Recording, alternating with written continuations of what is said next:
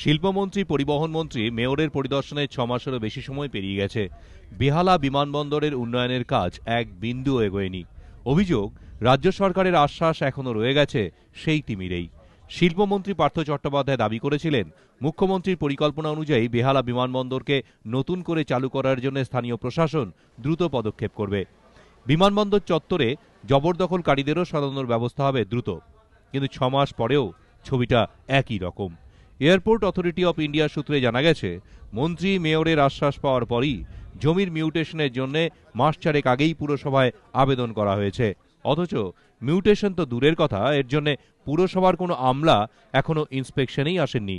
যতক্ষণ না মিউটেশন হচ্ছে ততক্ষণ পর্যন্ত পাঁচিল দেওয়ার কাজও করা যাচ্ছে না, নিশ্চিত করা যাচ্ছে না বিমানবন্দরের নিরাপত্তাও। আমাদের হাত থেকে এখন মিউটেশনের জন্য অ্যাপ্লাই করা হয়েছে। সেটা কবে?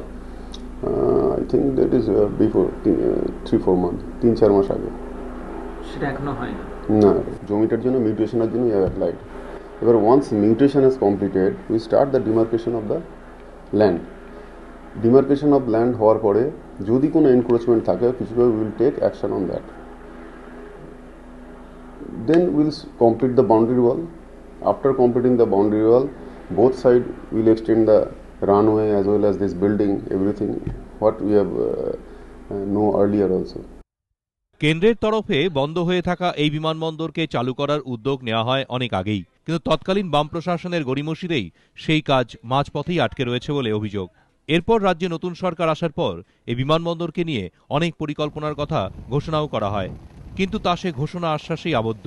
বিষয়টি নিয়ে মেয়রের কাছে জানতে চাওয়া হলে তিনি জানান, বিষয়টি আমার জানা নেই, কারণ আমার কাছে সরাসরি কোনো মিউটেশনের আবেদন জমা পড়ে না।